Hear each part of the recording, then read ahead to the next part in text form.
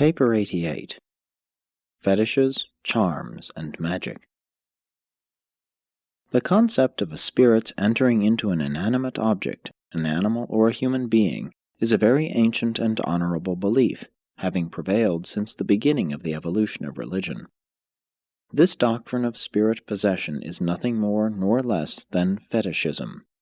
The savage does not necessarily worship the fetish, he very logically worships and reverences the spirit resident therein. At first, the spirit of a fetish was believed to be the ghost of a dead man.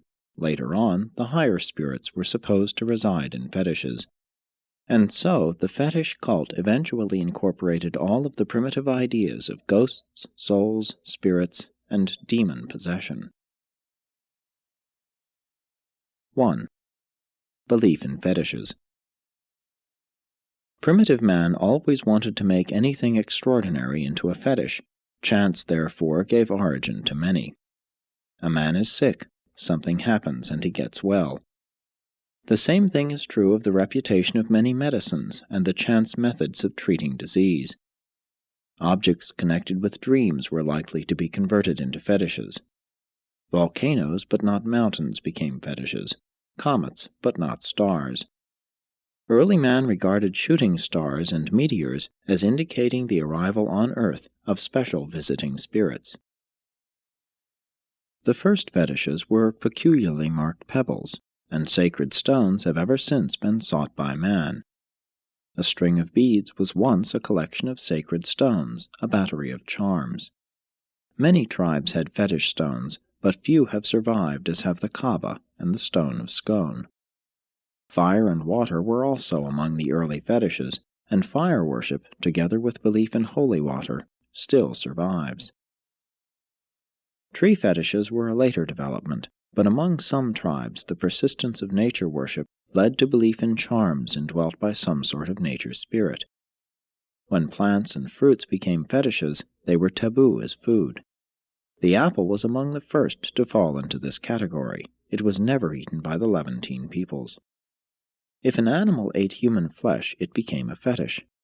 In this way, the dog came to be the sacred animal of the Parsees. If the fetish is an animal and the ghost is permanently resident therein, then fetishism may impinge on reincarnation. In many ways, the savages envied the animals. They did not feel superior to them, and were often named after their favorite beasts. When animals became fetishes, there ensued the taboos on eating the flesh of the fetish animal. Apes and monkeys, because of resemblance to man, early became fetish animals. Later, snakes, birds, and swine were also similarly regarded. At one time the cow was a fetish, the milk being taboo, while the excreta were highly esteemed. The serpent was revered in Palestine, especially by the Phoenicians, who, along with the Jews, considered it to be the mouthpiece of evil spirits. Even many moderns believe in the charm powers of reptiles. From Arabia on through India to the snake dance of the Moki tribe of red men, the serpent has been revered. Certain days of the week were fetishes. For ages, Friday has been regarded as an unlucky day, and the number 13 as an evil numeral. The lucky numbers 3 and 7 came from later revelations. 4 was the lucky number of primitive man, and was derived from the early recognition of the 4 points of the compass. It was held unlucky to count cattle or other possessions. The ancients always opposed the taking of a census, numbering the people. Primitive man did not make an undue fetish out of sex. The reproductive function received only a limited amount of attention. The savage was natural-minded, not obscene or prurient. Saliva was a potent fetish. Devils could be driven out by spitting on a person. For an elder or superior to spit on one was the highest compliment. Parts of the human body were looked upon as potential fetishes, particularly the hair and the nails. The long-growing fingernails of the chiefs were highly prized, and the trimmings thereof were a powerful fetish. Belief in skull fetishes accounts for much of later-day headhunting. The umbilical cord was a highly prized fetish. Even today it is so regarded in Africa. Mankind's first toy was a preserved umbilical cord. Set with pearls, as was often done, it was man's first necklace. Hunchbacked and crippled children were regarded as fetishes. Lunatics were believed to be moonstruck. Primitive man could not distinguish between genius and insanity. Idiots were either beaten to death or revered as fetish personalities. Hysteria increasingly confirmed the popular belief in witchcraft. Epileptics often were priests and medicine men. Drunkenness was looked upon as a form of spirit possession. When a savage went on a spree, he put a leaf in his hair for the purpose of disavowing responsibility for his acts. Poisons and intoxicants became fetishes. They were deemed to be possessed. Many people looked upon geniuses as fetish personalities possessed by a wise spirit, and these talented humans soon learned to resort to fraud and trickery for the advancement of their selfish interests. A fetish man was thought to be more than human. He was divine, even infallible. Thus did chiefs, kings, priests, prophets, and church rulers eventually wield great power and exercise unbounded authority. 2. Evolution of the fetish. It was a supposed preference of ghosts to indwell some object which had belonged to them when alive in the flesh. This belief explains the efficacy of many modern relics. The ancients always revered the bones of their leaders, and the skeletal remains of saints and heroes are still regarded with superstitious awe by many. Even today, pilgrimages are made to the tombs of great men. Belief in relics is an outgrowth of the ancient fetish cult. The relics of modern religions represent an attempt to rationalize the fetish of the savage and thus elevate it to a place of dignity and respectability in the modern religious systems.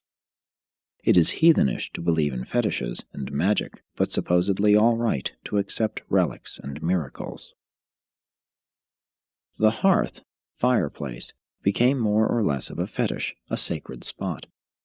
The shrines and temples were at first fetish places because the dead were buried there. The fetish hut of the Hebrews was elevated by Moses to that place where it harbored a super-fetish, the then existent concept of the law of God.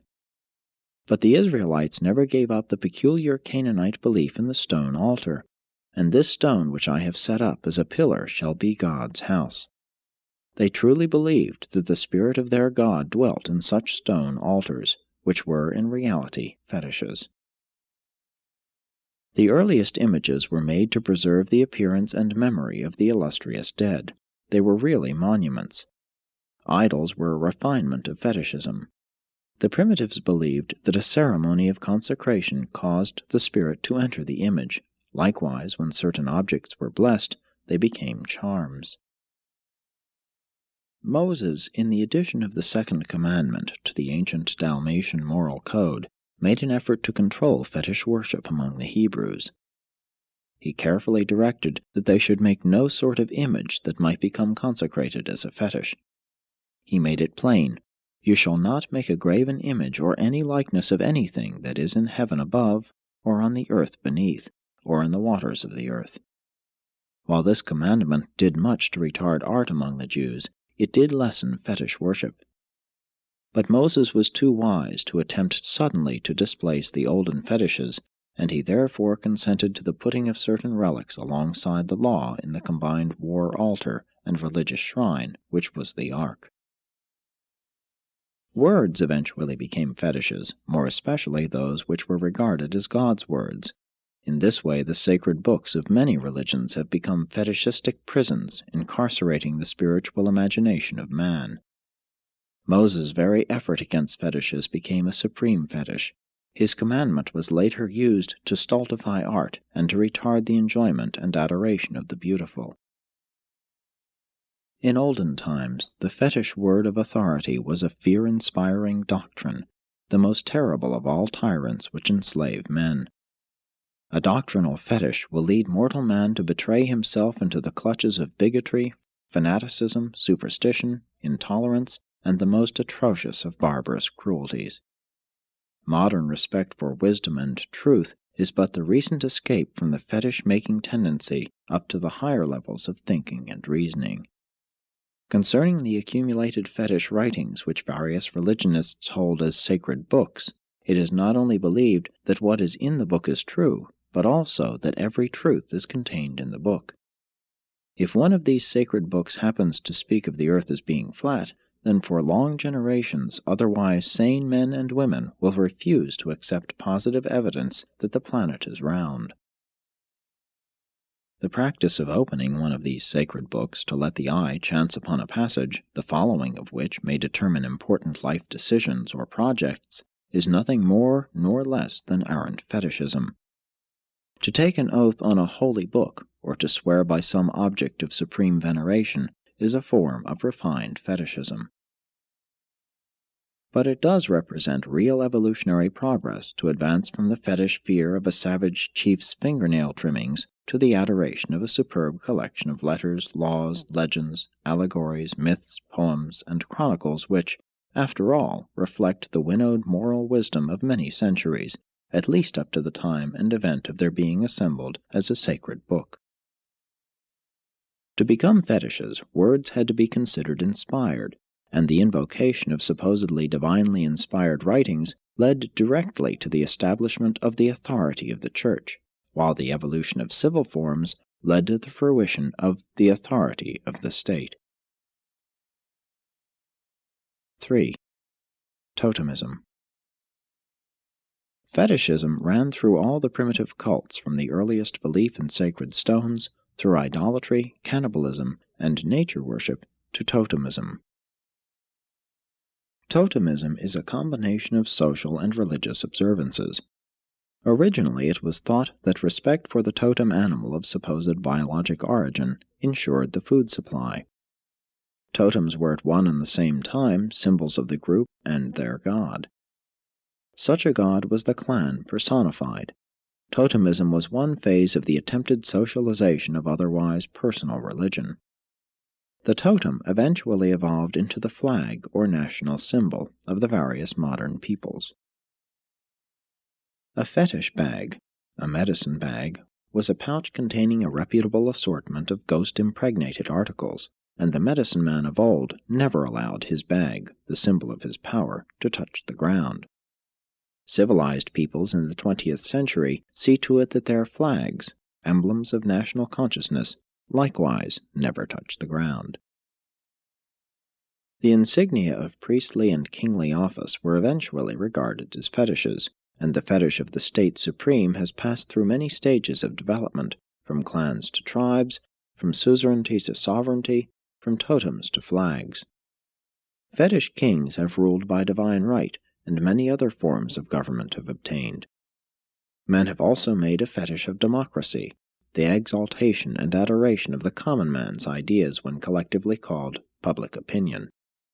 One man's opinion, when taken by itself, is not regarded as worth much, but when many men are collectively functioning as a democracy, this same mediocre judgment is held to be the arbiter of justice and the standard of righteousness. 4. Magic. Civilized man attacks the problems of a real environment through his science. Savage man attempted to solve the real problems of an illusory ghost environment by magic. Magic was the technique of manipulating the conjectured spirit environment, whose machinations endlessly explained the inexplicable. It was the art of obtaining voluntary spirit cooperation and of coercing involuntary spirit aid through the use of fetishes or other and more powerful spirits. The object of magic, sorcery, and necromancy was twofold. 1. To secure insight into the future. 2. Favorably to influence environment. The objects of science are identical with those of magic. Mankind is progressing from magic to science not by meditation and reason, but rather through long experience, gradually and painfully. Man is gradually backing into the truth, beginning in error, progressing in error, and finally attaining the threshold of truth. Only with the arrival of the scientific method has he faced forward, but primitive man had to experiment or perish.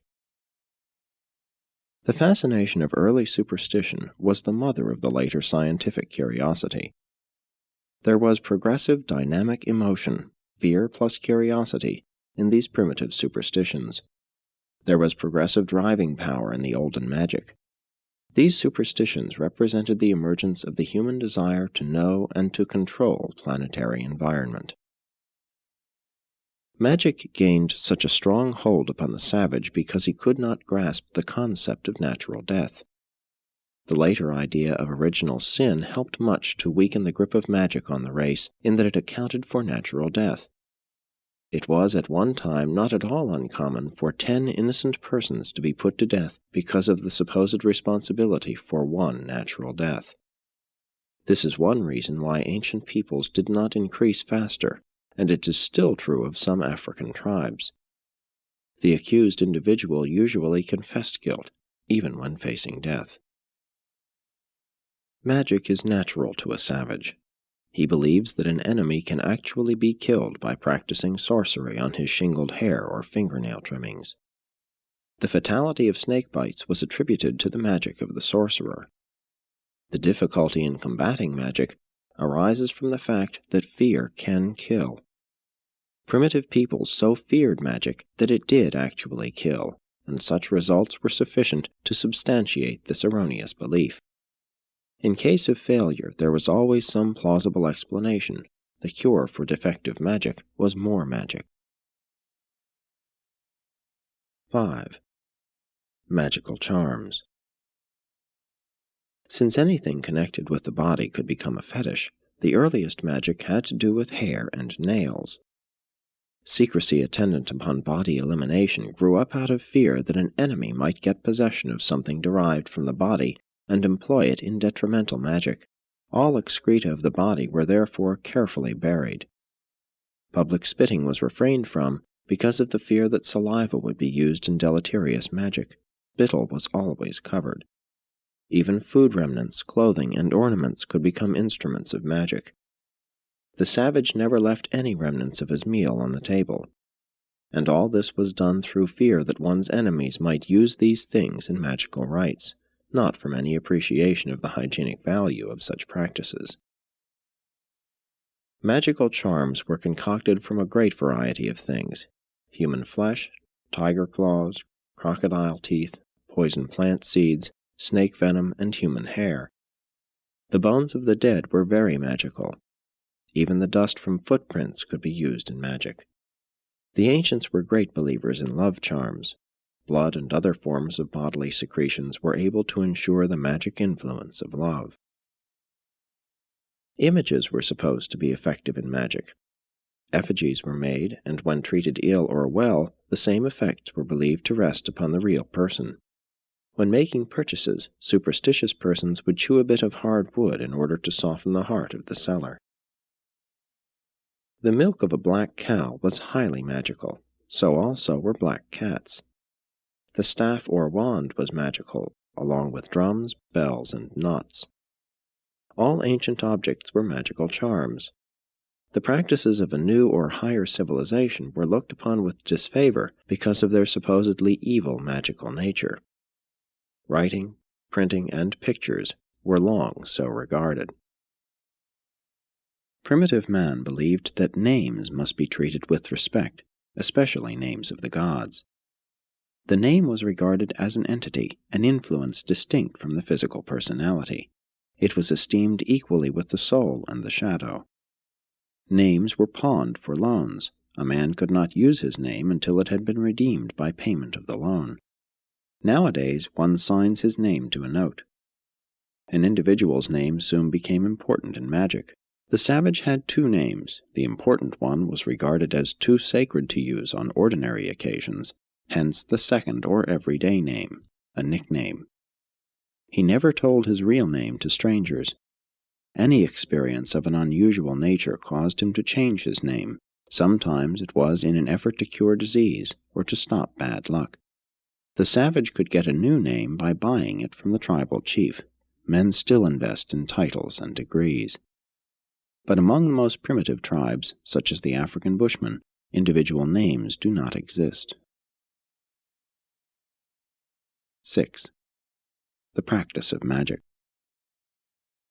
Magic was practiced through the use of wands, medicine ritual, and incantations, and it was customary for the practitioner to work unclothed. Women outnumbered the men among primitive magicians. In magic, medicine means mystery, not treatment. The savage never doctored himself. He never used medicines except on the advice of the specialists in magic. And the voodoo doctors of the 20th century are typical of the magicians of old. There was both a public and a private phase to magic. That performed by the medicine man, shaman, or priest was supposed to be for the good of the whole tribe. Witches, sorcerers, and wizards dispensed private magic, personal and selfish magic, which was employed as a coercive method of bringing evil on one's enemies. The concept of dual spiritism, good and bad spirits, gave rise to the later beliefs in white and black magic. And as religion evolved, magic was the term applied to spirit operations outside one's own cult, and it also referred to older ghost beliefs. Word combinations, the ritual of chants and incantations, were highly magical. Some early incantations finally evolved into prayers. Presently, imitative magic was practiced. Prayers were acted out. Magical dances were nothing but dramatic prayers. Prayer gradually displaced magic as the associate of sacrifice. Gesture, being older than speech, was the more holy and magical, and mimicry was believed to have strong magical power. The red men often staged a buffalo dance in which one of their number would play the part of a buffalo, and in being caught, would ensure the success of the impending hunt. The sex festivities of May Day were simply imitative magic, a suggestive appeal to the sex passions of the plant world. The doll was first employed as a magic talisman by the barren wife. Magic was the branch off the evolutionary religious tree which eventually bore the fruit of a scientific age. Belief in astrology led to the development of astronomy. Belief in a philosopher's stone led to the mastery of metals, while belief in magic numbers founded the science of mathematics. But a world so filled with charms did much to destroy all personal ambition and initiative. The fruits of extra labor or of diligence were looked upon as magical.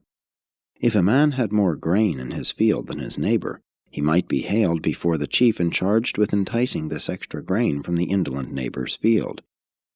Indeed, in the days of barbarism, it was dangerous to know very much.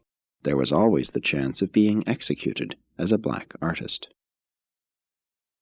Gradually, science is removing the gambling element from life. But if modern methods of education should fail, there would be an almost immediate reversion to the primitive beliefs in magic. These superstitions still linger in the minds of many so-called civilized peoples. Language contains many fossils which testify that the race has long been steeped in magical superstition, such words as spellbound, ill-starred, possessions, inspiration, spirit away, ingenuity, entrancing, thunderstruck, and astonished. And intelligent human beings still believe in good luck, evil eye, and astrology. Ancient magic was the cocoon of modern science, indispensable in its time, but now no longer useful. And so the phantasms of ignorant superstition agitated the primitive minds of men until the concepts of science could be born. Today, Urantia is in the twilight zone of this intellectual evolution. One half the world is grasping eagerly for the light of truth and the facts of scientific discovery, while the other half languishes in the arms of ancient superstition and but thinly disguised magic. Presented by a brilliant evening star of Nebadon.